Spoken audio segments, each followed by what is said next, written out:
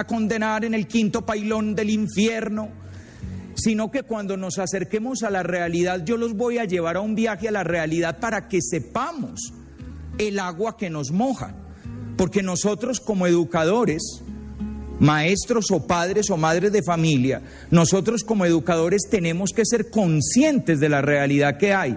La realidad no es buena, la realidad no es mala, la realidad es la realidad.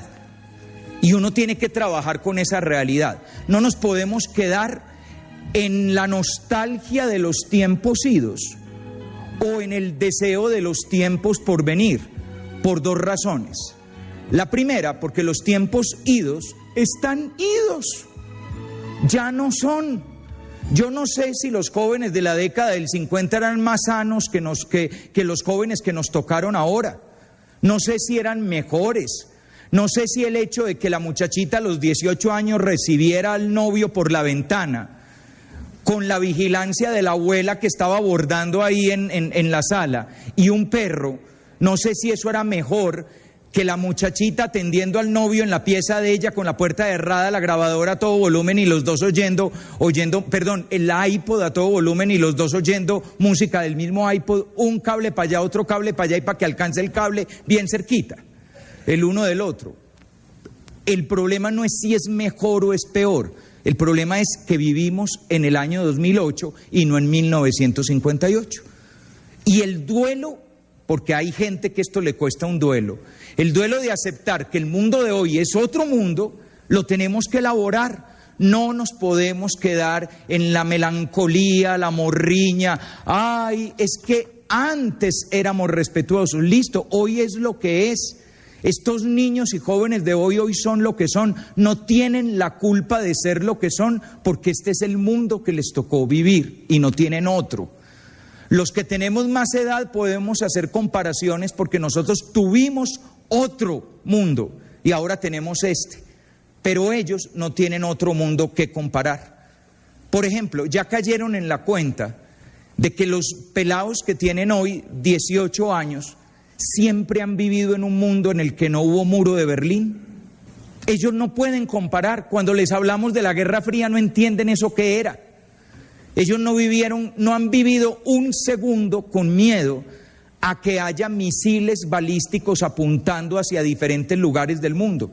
Los que éramos niños en la década del 60 vivimos eso. Vivimos la crisis de los misiles. Vivimos esa tensión de los espías con acento de frasco, carrasco, que hablaban así como rusas. Y hoy en día no. En cambio, ellos viven en un mundo del terrorismo que tumbó las Torres Gemelas. En ese mundo es en el que a ellos les tocó vivir. Han caído en la cuenta que los únicos movimientos guerrilleros que conocen los adolescentes de hoy son estos sátrapas de las FARC, encargados de secuestrar personas, lanzar cilindros bomba, destruir vidas, y que ellos no tuvieron la oportunidad de esa guerrilla idealista que estaba buscando la liberación popular del pueblo para desalambrar la humanidad y que todos fuéramos hermanos. No, a ellos no les tocó eso. Eso nos tocó a los setentunos. Los setentunos conocimos ese mundo. Los niños del 2000 no conocieron ese mundo. Por eso no podemos quedarnos pensando en que el tiempo pasado fue mejor, porque el tiempo pasado es pasado, ya no existe. Y tampoco hemos llegado a un futuro por venir maravilloso. Ese apenas lo estamos construyendo. Y de hecho la propuesta de hoy es que construyamos ese futuro. Pero no nos quedemos pensando, es que deberían ser. Sí, deberían ser, pero no son. Lo que hay es lo que hay. Eso es lo que tenemos, eso es lo que vamos a conocer. Y esas son las advertencias iniciales que yo hago. Una primera advertencia de no me capten con valor moral mis afirmaciones. No voy a hablar de lo correcto o lo incorrecto, lo puro, lo impuro, lo adecuado o lo inadecuado. No me capten valor moral. Y segundo, vamos a trabajar a partir de la realidad que hoy existe, porque es la realidad que hoy existe. No voy a plantear que qué lástima que esta sea la realidad que hoy existe. No, es la realidad que hoy existe y trabajemos con la realidad que hoy existe. Dicho eso, sigamos para adelante. Umbral, como abrebocas, una historia.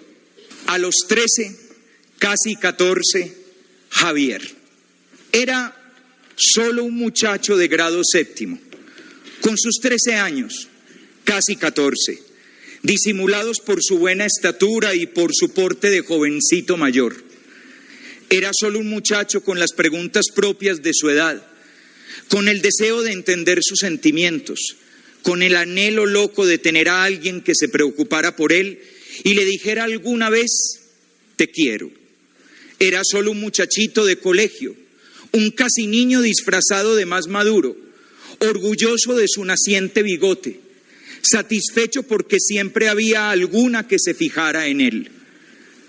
Era solo un muchacho con su sexualidad de preadolescente inexperto, con sus miedos, con sus preguntas, con sus curiosidades, con su honesto deseo de conocer y con sus ganas inmensas de vivir nuevas experiencias y hacer realidad sus sueños.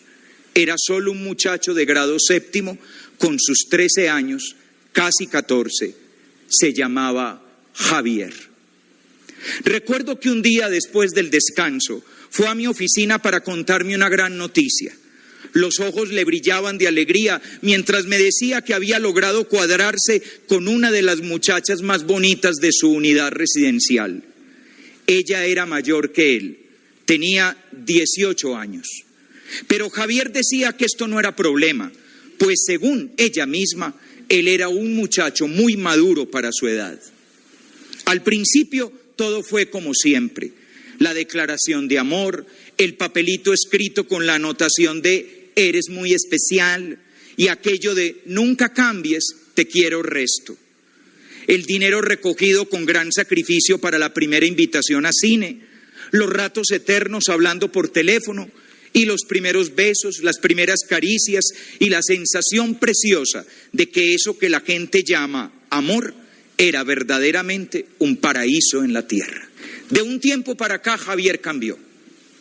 Ya no se le notaba en el rostro la alegría, ya no le brillaban los ojos, ya no corría a mi oficina para contarme los últimos pormenores de su conquista. Parecía huir de mí, parecía duro, parecía como si sus tiernos 13 años, casi 14, se le hubieran vuelto en un momento 20 o 30 insoportables años de vida y experiencia. Sufría, pero callaba. Por más que intentaba acercarme a él, solo encontraba monosílabos que me cerraban el acceso a su corazón. Mientras tanto, él se seguía consumiendo. El rendimiento en los estudios bajaba, las quejas de los profesores crecían y su preadolescencia se iba muriendo debajo de la pesada carga de una adultez prematura. Un día hizo algo grave en el colegio. Se tomó la determinación de sancionarlo fuertemente. Yo lo llamé para hablar con él, para insistir una vez más, a ver si con la excusa de la sanción disciplinaria al fin me decía algo. Hice preguntas, amenacé con la sanción, le hice ver una y otra vez la delicada situación en la que estaba. Sin embargo, Javier solo subía y bajaba los hombros en señal de resignación trágica a su suerte, mientras me respondía de mala gana con 3 o 4 palabras inexpresivas. Luego, molesto por la reacción del muchacho, acorralado, sin saber qué más decirle o cómo más preguntarle, lo miré a los ojos y le dije, ¿usted qué es lo que quiere? ¿Tirarse la vida? Y él respondió, más puta que ya está, más puta de lo que ya está. ¿Acaso no era este el mismo muchacho que hacía apenas unas semanas hablaba del paraíso en la tierra, de lo bello que era sentirse querido, de lo lindo que era tener a alguien a quien amar? Intuyendo lo que le pasaba, pregunté, ¿pelearon? Me dijo que no. Entonces volví a preguntar, ¿te utilizó? Y sin decir palabra, me abrazó y se echó a llorar. Era solo un muchacho de grado séptimo, con sus 13 años. Casi 14. Era solo un preadolescente lleno de sueños y de dudas. Y ahora, llorando, abrazado a mí, era solo un muchacho utilizado, un muchachito bonito, con la desgracia de ser bonito, Un peladito que el día de su cumpleaños sintió como su novia lo llevaba a la cama, le colocaba el condón, le hacía el amor y después, como despedida, le decía que era verdad que él estaba muy bueno, pero que solo era un niño y que ella no era niñera de nadie.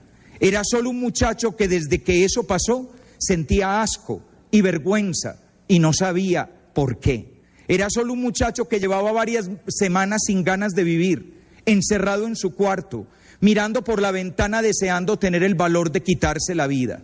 Era solo un muchacho que sentía que su vida había quedado tirada, que ya no valía la pena creer en paraísos en la tierra y que sentía con dolor que los juegos de la infancia se hubieran marchado para siempre. Era solo un muchacho que no podía entender por qué su primo lo felicitaba por algo que a él lo hacía sentir avergonzado y por qué los amigos lo envidiaban cuando él preferiría morirse. Era solo un muchacho asustado, un casi niño del que habían abusado sexualmente en nombre del amor, la libertad y la masculinidad. Era solamente Javier. Y mientras yo lo consolaba, mientras procuraba hacerle entender que esta estúpida sociedad machista cree que nos hace grandes cuando nos rompe el corazón y nos pone a vivir a la altura de los genitales, yo pensaba en todos los muchachos y muchachas de alma rota, todos los otros niños y niñas víctimas de las burlas y los insultos de quienes los presionan para que se inicien pronto sexualmente, víctimas también de aquellas personas a las que ellos y ellas quieren amar, pero que solo desean poseerles como se posee un objeto hermoso y nada más. Víctimas del papá que para dárselas de moderno les paga su primera ida al prostíbulo o los hace cómplices de las salidas a vagabundear con sus queridas o acepta ofrecerlos como prostitutos o prostitutas para cuadrar las finanzas familiares. Víctimas de la pornografía a la que se vuelven adictos y del bombardeo de imágenes eróticas que les llenan de emociones que les cuesta manejar. Víctimas de los adultos que los tratan como objetos y los usan para masturbarse y tener un rato de placer. Víctimas de una sociedad que después de utilizarlas les dice que se deben sentir muy orgullosos, muy realizados y muy felices porque todo eso es la tan cacareada libertad sexual. Esta es la realidad de los muchachos y muchachas de hoy. Es verdad que son más liberados, que llevan una vida sexual más activa, que han tenido experiencias dignas de un adulto y que pareciera que supieran mucho más que nosotros. ¿Saben dónde quedan los stripticiaderos de la ciudad? ¿Saben dónde están ubicados los mejores metederos? ¿Saben de relaciones sexuales precoces? Y hasta saben en qué clínica se practican los abortos de emergencia. Saben mucho, es cierto, pero pareciera que desconocieran por completo el lenguaje del amor, que no supieran dónde se esconde realmente la dulzura y dónde se puede hallar con certeza la felicidad, esa en la que no hay necesidad de pensar si valió o no valió la pena haber amado y haber nacido. Por todos los Javieres que han llorado sobre mi hombro, por todos los que lloran en los hombros de alguien, porque fueron usados y no amados, por los que lloran a solas y se tragan sus secretos, por todos los que despertaron traumáticamente a su vida sexual, por todos ellos y ellas quiero dar esta conferencia y quiero hacer una invitación para que ustedes, padres y educadores, hagan todo lo que esté a su alcance para hacer entender a sus niños y niñas que el amor sí existe y que cuando la sexualidad es vivida como signo profundo de este amor, no es una tragedia, sino verdaderamente el paraíso en la tierra. Con ese umbral arrancamos. Aclaremos términos, muy importante. Sexualidad. La sexualidad es una dimensión esencial de nuestra humanidad. Nos constituye como seres personales, nos provee identidad y nos abre a la experiencia de la alteridad. Todas las palabras que están puestas ahí, todas son importantes. La sexualidad es una dimensión, no una parte, sino una dimensión. Fíjense la diferencia tan grande que hay entre parte y dimensión. Un dedo es una parte de la mano, pero la piel es una dimensión de la mano, porque toda la mano tiene piel, toda la mano tiene vida, toda la mano tiene uso, toda la mano tiene fuerza, toda la mano tiene ternura. En cambio, un dedo es solo una parte. Un error que se comete cuando miramos la sexualidad es creer que la sexualidad es una parte del ser humano Y en cuanto creemos que es una parte del ser humano, inmediatamente asumimos que esa parte del ser humano es la parte sexual. Y creemos que la parte sexual del ser humano son los genitales. Y por eso la vida sexual termina girando alrededor de los genitales, como si la vida sexual no tuviera otras realidades diferentes en la realidad del ser humano.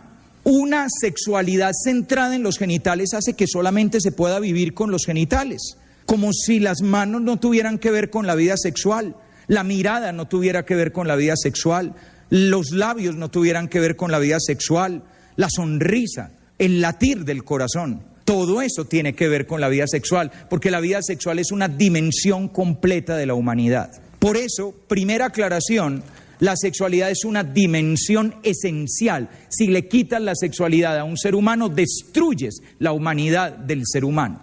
El ser humano tiene sexualidad y no puede dejar de tenerla. Lo que pasa es que la sexualidad se vive y se ejerce de diferentes maneras. Y al vivir y ejercerse de diferentes maneras, hay personas, por decir algo, que optamos por la castidad de la virginidad por el reino de los cielos. Pero eso no quiere decir que no vivimos la sexualidad. No, nos llevó el que nos trajo si no viviéramos la sexualidad, porque la sexualidad es una dimensión del ser humano completo. Esa dimensión del ser humano, que es la sexualidad, nos constituye como seres personales. Es decir, la sexualidad hace parte de lo que nos hace personas, las grandes dimensiones que hacen persona a la persona. Un perrito es muy lindo, pero un perrito no es una persona. Y un perrito no es una persona, así sea muy lindo, porque un perrito no conoce, no tiene la dimensión epistémica, no tiene la dimensión del conocimiento, de la indagación por el conocimiento del mundo. Un perrito no toma decisiones morales, no toma decisiones éticas, no sabe qué es bueno y qué es malo. Por eso cuando usted llega a la casa y el perro labrador que tiene le ha destruido los muebles, el perro no ha hecho nada malo, porque el perro no sabía que comerse los muebles era malo, no tiene ética. Los que tenemos ética somos los seres humanos. De esa misma manera, el perrito no tiene sexualidad, tiene instinto sexual, y tiene instinto sexual orientado a la reproducción. Y por eso, cuando las perras están en celo, aúllan todos los perros del barrio. Y ellos no se ponen a plantear, ustedes se han dado cuenta que el perrito no se pone a plantear cuál es la estrategia de cortejo más efectiva. Le llevo flores, le llevo un hueso, le ladro al oído, le digo palabras dulces o palabras obscenas para excitarla bastante. No es necesario, eso funciona. Y funciona instintivamente, automáticamente. Hasta en las especies animales donde hay algún tipo de cortejo, ese cortejo está determinado instintivamente. Usted no tiene la posibilidad, el animalito no tiene posibilidad de ser creativo, voy a cambiar la manera de extender las alas y moverme, porque siempre extienden las alas y se mueven de la misma manera cuando están cortejando a la hembra. Nosotros, los seres humanos, tenemos capacidad de hacer ciencia, eso nos hace personas. Tenemos capacidad de optar éticamente, tenemos espiritualidad, capacidad de plantearnos preguntas por nuestro espíritu, tenemos conciencia de nosotros mismos y tenemos sexualidad. La sexualidad nos hace personas. Pero fuera de eso, al hacernos personas nos da identidad. Uno tiene identidad de sí mismo en cuanto ser con sexualidad. Por eso es que uno se siente hombre, se siente mujer o se siente otra cosa. No me voy a meter ahora en la variedad de, porque hoy se habla del tercer sexo o el cuarto sexo, lo que sea, pero uno se siente algo, es una conciencia de sí mismo. Que no les pase como un pastucito que fue a pedir un trabajo y entonces están llenando el formulario de inscripción. Nombre, Julio Alberto, apellido, Triviño Jiménez, lugar de nacimiento, Túquerres, sexo, solo una vez en Ipiales y me cogieron. La sexualidad es parte de la conciencia que uno tiene de sí mismo. Uno se identifica y se ve a sí mismo como un ser sexuado. Uno no puede separar esa realidad. La sexualidad es parte de lo que uno es y además nos abre a la experiencia de la alteridad. ¿Qué es la experiencia de la alteridad? Nos abre a la experiencia del otro.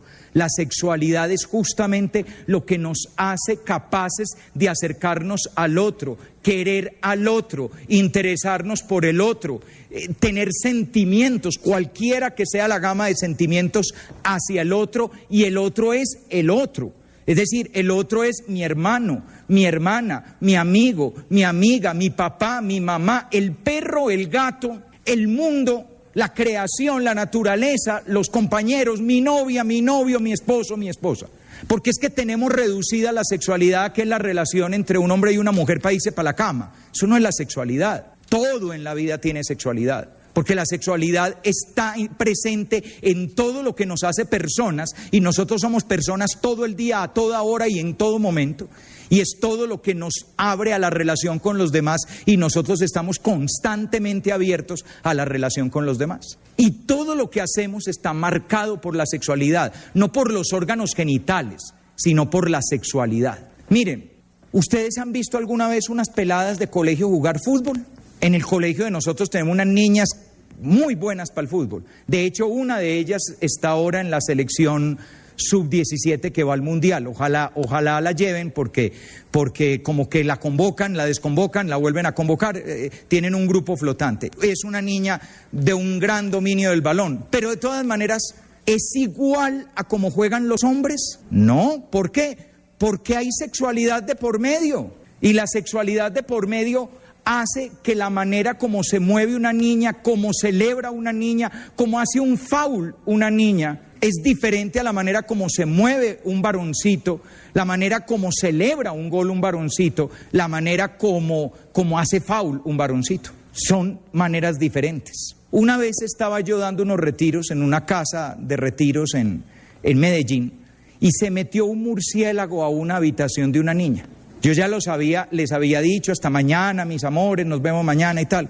Cuando de pronto oigo a lo lejos, ¡ah!, unos gritos y y tal, y llego y hay una niña, ¡ay, Juan Jaime!, y llorando, ¡ay, amiguis!, y las unas pegadas a las otras, ¿qué pasó? ¡Ay, es horrible! ¡Ay, un murciélago! Yo hasta hice el chiste bobo de, cuidado, de pronto es Batman y tal, y conoce usted esta noche un hombre bien misterioso. En fin, no hubo de otra, me tocó ir por una escoba y agarrar a escobazos el pobre murciélago y sacarlo para la porra, y después entrar con una linterna y mostrarle a la niña que ya no había más murciélagos y ¿puedo dormir con Pao? No, mija, porque ya no hay murciélago. Adiós pues, Pao para su pieza, Lina para la suya. 8 días después estoy en unos retiros con unos muchachos en Pereira y lo mismo, se metió un murciélago a una habitación. Ya los había mandado yo a dormir cuando oigo la bullaranga, pero no hay niños llorando, ni se están apoyando unos a otros, amiguis, no, nada de eso. Tienen agarrado el murciélago, le prendieron un cigarrillo y lo pusieron a fumar. Y aquí me tocó fue rescatar al murciélago, no rescatar a la niña. ¿Por qué? Porque somos diferentes, porque todo tiene sexualidad. ¿Cómo celebran un gol las niñas? ¡Ay, gol, gol, gol! Y los niños, bien, hijo de tantas, bien. Porque todo tiene sexualidad. En todo, cuando miramos, cuando nos indignamos, cuando queremos, cuando nos declaramos, cuando estamos tristes o estamos tristes. En todo lo que vivimos hay sexualidad. La sexualidad no es únicamente genitalidad, ni hace referencia solo a lo relacionado con la reproducción, el erotismo y el placer. Si bien todo esto es parte de la sexualidad es mucho más amplia, afecta nuestra conciencia de ser lo que somos y toda nuestra dimensión relacional con el mundo, con los otros, con Dios. Por lo tanto, esta es la clave para comprender todo lo dicho en el día de hoy. La clave para todo lo que vamos a decir en el día de hoy es una visión integral mucho más amplia de la sexualidad. ¿Tu hijo de 5 años vive la sexualidad? Claro, cuando corre, cuando ríe, cuando abraza al amiguito del colegio que salen así abrazaditos a comprar a la tienda, cuando llega donde la mamá y le dice, mamita te amo y la llena de besos, cuando juega brusco con el papá, cuando empieza a molestar con la niña y le jala el pelo y uno tiene que decir, Juan David, no me le juegue hacia la niña. Todo tiene sexualidad. Todavía ahí no hay genitalidad. Sí. Por eso no circunscribamos la sexualidad a la simple genitalidad, porque entonces la hacemos depender única y exclusivamente del uso de unos órganos genitales.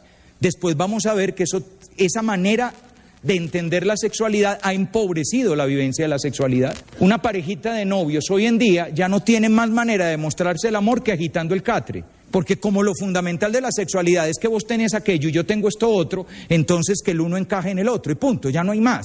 Se desapareció el poema, se desapareció el acróstico, se desapareció la carta de amor, la canción dedicada, la mirada con dulzura, la agarrada de la mano, le vi el hombro. Todo eso que hace parte de una vida sexual más completa se volvió en que nos vamos al grano. De una vez al tema de fondo y se empobrece la relación de las personas. En últimas, una de las frases que más repiten los novios hoy en día es, ¿sabes qué? Démonos un tiempo, me cansé. Pues claro, porque si solo es eso, si no hay más misterio en la relación, el misterio de descubrir un ser humano entero, si el único misterio que teníamos era simplemente ñanga ñanga, pues después del ñanga ñanga, ¿ya qué? Ya no hay mucho más que descubrir. Aunque hoy se tiende a hablar de la separación entre sexualidad y amor, esta es una realidad muy en boga hoy en día. No es necesario amar para tener sexo, esa es la afirmación. Realmente la sexualidad está íntimamente relacionada con la dimensión afectiva del ser humano.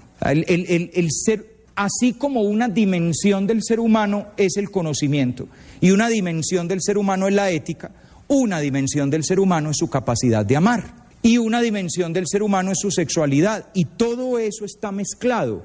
Uno no parquea una dimensión de la vida y la deja aparte. Hoy no la voy a usar. Hagan la prueba de dejar aparte la corporalidad y venirse para la conferencia sin cuerpo. Pero el espíritu es más importante, ¿no dicen eso? No, pero es que el ser humano no existe sin cuerpo, perdóname. No podemos prescindir de esa dimensión.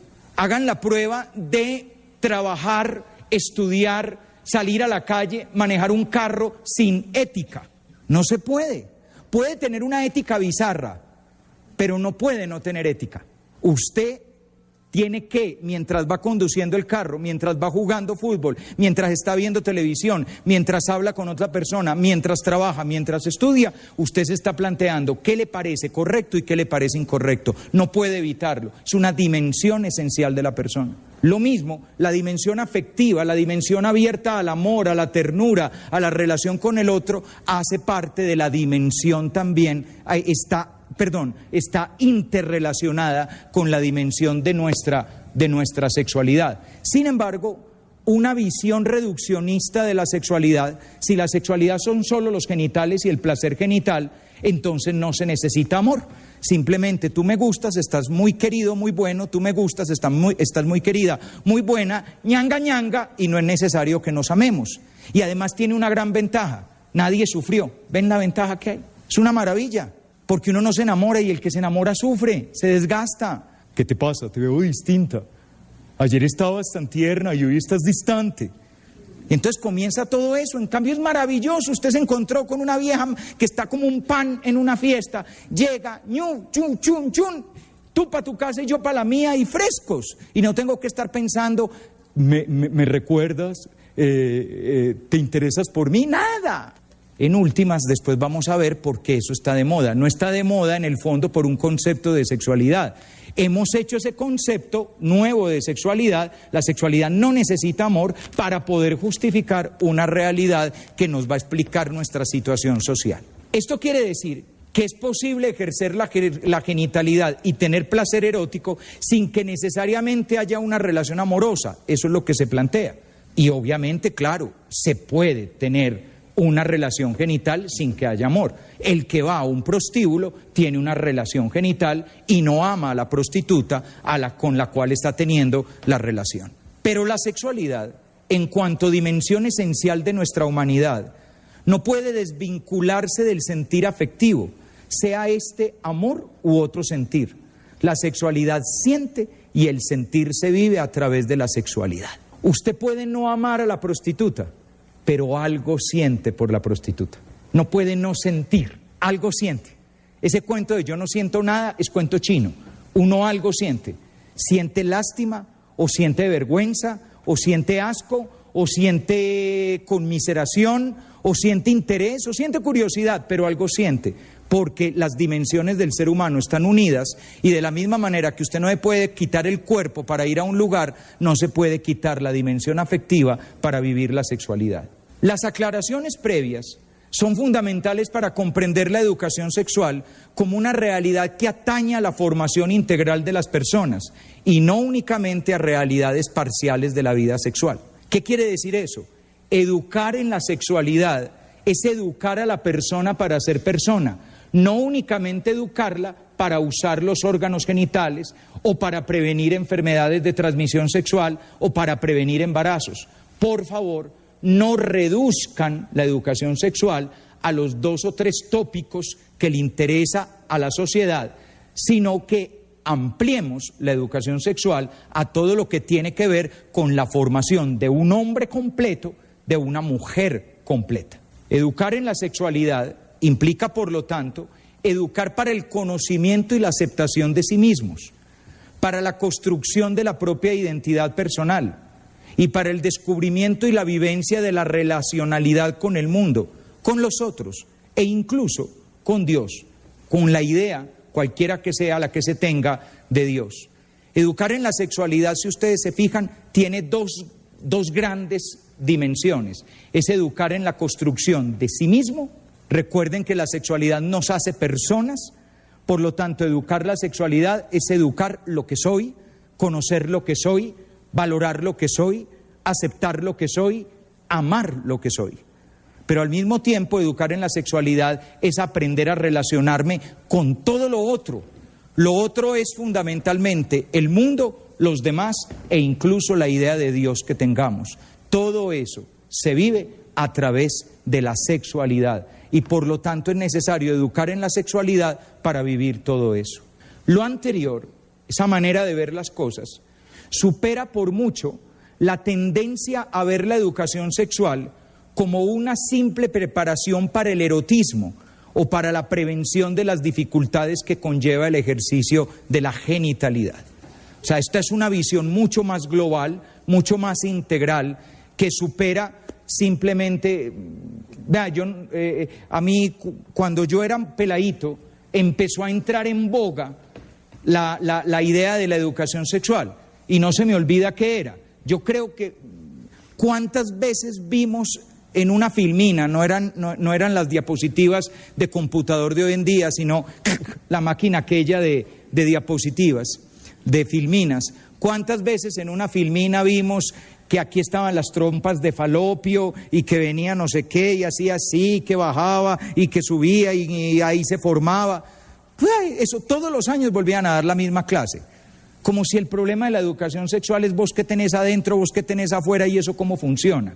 Que normalmente eso a la larga se sabe. Por favor, muchachos, ¿ustedes de verdad creen que un pelado de 16 años no sabe que existen los condones y que necesita que el profesor de ciencias naturales le cuente?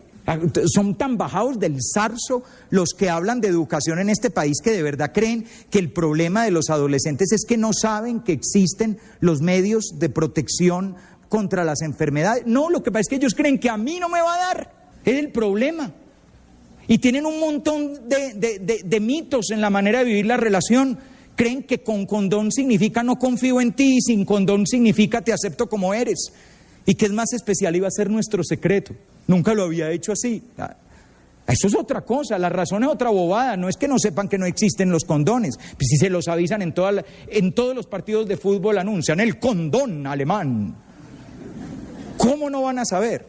Entonces, esto es un reduccionismo de la educación sexual. Asimismo, esta visión de la sexualidad nos lleva del concepto de educación sexual como información a la educación sexual como formación integral de la persona humana. Hoy vivimos en la sociedad de la información y como el que no ha visto a Dios cuando lo ve se asusta, a la sociedad de hoy le está pasando algo, que está descrestada con el montón de información que hay. Por eso, si ustedes se fijan bien, hoy hay gente que está convencida que un colegio es mejor si tiene computadores y si esos computadores tienen acceso a Internet, porque están convencidos de que los computadores y el Internet educan y malas noticias. Los computadores procesan información y el Internet tiene información. Pero, ¿qué haga usted con esa información? Es lo que llamamos educación. La clave de la educación es lo que usted hace con el mundo que tiene. La clave de la educación es lo que usted aprende a hacer con su vida, con sus cualidades, con sus capacidades. La información por sí misma no es educación. Un pelado puede estar todo el día navegando en Internet y ser un absoluto ignorante. Así esté todos los días en contacto con unas bases de datos que tienen un montón de información. De hecho, analicen cuáles son los sitios que visitan los muchachos, a ver si los muchachos, los sitios que visitan son los que proveen conocimientos interesantes. Ellos se van al Messenger y empiezan a chatear. Hola, sin H, ¿qué haces? El qué sin tilde, sin abrir ni cerrar interrogación. Haces con S, no la final, la del medio. Es un ignorante que usa Internet, simplemente. Lo mismo pasa en la educación sexual. Se cree que educación sexual es dar información. El pene, el glande, el prepucio, las gónadas, las suprarrenales, la vagina, y como si el dar información fuera la clave de la educación sexual.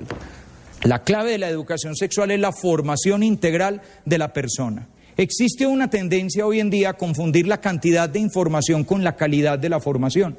En el proceso educativo se necesita de la información, pero esta, sin un marco de referencia axiológico, es decir, sin valores, sin una perspectiva reflexiva, sin implicaciones antropológicas y éticas, es solo un conjunto de datos que por sí mismo no educa. La educación sexual ayuda a formar seres humanos íntegros, no solo informa sobre métodos de prevención. La clave de la educación sexual en los colegios no es lograr ni que las niñas no queden en embarazo, ni que las niñas y niños no contraigan enfermedades. La clave de la educación sexual en los colegios y en las familias es que los niños y las niñas sean felices. Y eso es mucho más importante que la cuestión de si quedó o no quedó embarazada, si se le transmitió o no transmitió una enfermedad. Lo que nos estamos jugando es la felicidad de las personas. Para hablar de sexualidad, existen diversas tendencias a la hora de hablar de sexualidad. El primero es el esquema normativo. Voy a hablar de 3 esquemas que normalmente existen cuando se habla de sexualidad. El primero es el esquema normativo. Lo importante al hablar de sexualidad es clarificar lo prohibido o lo permitido, lo correcto o lo no correcto moralmente. Si ustedes lo piensan bien, ese fue el modelo de la educación sexual del pasado. Cuando se hablaba de sexo se decía qué era bueno y qué era malo. ¿Es bueno el acto sexual? Sí, dentro del matrimonio. Listo. Y ya te aclararon la cuestión. ¿Es malo masturbarse? Sí, es horrible, un pecado horroroso. Segundo, el esquema informativo. Lo importante al hablar de sexualidad es ofrecer un conjunto de datos y dejar las consideraciones éticas a cada persona. Entonces yo le digo un montón de datos, los órganos, las enfermedades, los medios de prevención, las diferentes orientaciones sexuales, etcétera, y usted después verá qué hace con eso. Usted qué hace con eso es una decisión suya. Y tercero, el esquema axiológico, es decir, a partir de los valores. Lo fundamental al hablar de sexualidad es mirarla en el contexto de los valores que constituyen a un ser humano como tal, ante sí y ante los otros. Evidentemente, ese es el paradigma que yo les propongo hoy a ustedes. Se trata de una educación sexual desde los valores de la persona, y desde los valores de la persona la información tiene una orientación en valores, y esa orientación de valores tiene una meta. La meta es la construcción integral de uno mismo, la construcción integral de la relación con los demás. Las diversas formas de tratar el tema de la sexualidad están relacionadas con la forma como históricamente en nuestra cultura se ha accedido al tema sexual. De ahí surgen 2 grandes tendencias, una que responde a la otra. Esto es muy clave para entender por qué hoy en sexualidad se dice lo que se dice. Sobre todo, por qué la gente en los medios de comunicación, los columnistas de los periódicos o de las revistas, por qué dicen lo que dicen, por qué reaccionan como reaccionan ante afirmaciones de la iglesia o cosas por el estilo. Eso se entiende viendo los dos grandes modelos de afrontar el tema de la sexualidad que ha habido a lo largo de la historia. Puede haber más, yo me voy a centrar en estos dos. Primero, lo que llamo yo la visión pesimista de la sexualidad. Es una tendencia a ver la sexualidad como una realidad inclinada per se a la pecaminosidad, a la concupiscencia y a las inclinaciones pasionales o bajas del ser humano. Fíjense, todas las palabras tienen una carga impresionante. Pecaminosidad, lo pecaminoso. Piensen ustedes, ¿el dedo tiene algo pecaminoso? Uno puede hacer cosas muy mal hechas con el dedo, por ejemplo, hundir un botón que destruye el planeta, pero a nadie se le ocurre que un dedo es pecaminoso. En cambio, ese sí es pecaminoso. ¿Ven? La concupiscencia. Cuando se habla de la concupiscencia, alguno de ustedes está pensando en esa atracción malsana que siente un funcionario público por pedirle a una empresa que le pase dinero debajo de la mesa para darle la licitación de la construcción de un túnel. No, cuando hablamos de concupiscencia, estamos pensando en esa atracción malsana por el cuerpo de alguien. Ven, están pensando en sexo. Eso es esta visión. Pasiones bajas. ¿Bajas por qué? ¿Porque los bajitos tienen pasiones? ¿O pasiones bajas porque la zona erógena es baja? ¿Ven toda la carga que tiene este lenguaje? Es impresionante. Cuando usted le habla a alguien de pasiones bajas, la persona no está pensando, uy, sí, yo soy muy egoísta. No, la persona, las pasiones bajas, pues claro, todas esas pasiones bajas, el alboroto promiscuo, de ahí surge el ver la sexualidad como un tema tabú. Tabú significa intocable, de eso no se puede hablar, o se habla bajito. Yo digo mucho que cuando uno está confesando, uno sabe cuándo el pelado empieza a hablar de sexo. ¿Por qué? Baja la cabeza y mira para el piso, porque es el tema del que es difícil hablar. El pelado llega y, no, pues, que soy resto de grosero con mi mamá y me duele porque, pues, ella es muy bacana conmigo y he estudiado poco. Baja la cabeza y se atragantan las palabras. ¿Ven? Ya, va a hablar de sexo. Ya sabe uno que te tocaste a aquello, hombre, ¿no? Muy bien. Esto lleva a concebir el tema de la sexualidad como tabú e incluso concebir la corporalidad misma como elemento secundario, cuando no decadente de la vida humana. O sea, de aquí surgió una visión de que el cuerpo era como la parte maluca de nosotros. Incluso durante una época en la historia de la humanidad, pareciera como si el alma, que es la buena, vive dentro de un cuerpo que es el malo. Y el alma quiere subir y el cuerpo quiere bajar, y el alma quiere progresar y el cuerpo a no dejarla. Entonces por eso el cuerpo hay que dominarlo. ¿Y cómo se le domina? Dele ayuno, mortifíquelo, hágalo sufrir a ese desgraciado para que aprenda, porque es que el cuerpo es como un caballo desbocado que toca controlarlo, porque donde usted lo deje moverse, el cuerpo lo lleva a quién sabe dónde. Todo esto proviene de esta visión. Esta visión tiene de fondo conceptos neoplatónicos, estoicos, del judaísmo tardío y de una teología moral pesimista ante el cuerpo, el sexo, la mujer y el placer. Ay, muchachos, yo hoy no puedo dar una clase de filosofía de todo esto, pero lo digo resumido. Los pobres cristianos, cuando empezaron a intentar defender su fe con argumentos teóricos, no tuvieron más remedio que agarrar la filosofía que tenían a mano. Y la filosofía que tenían a mano era la filosofía neoplatónica.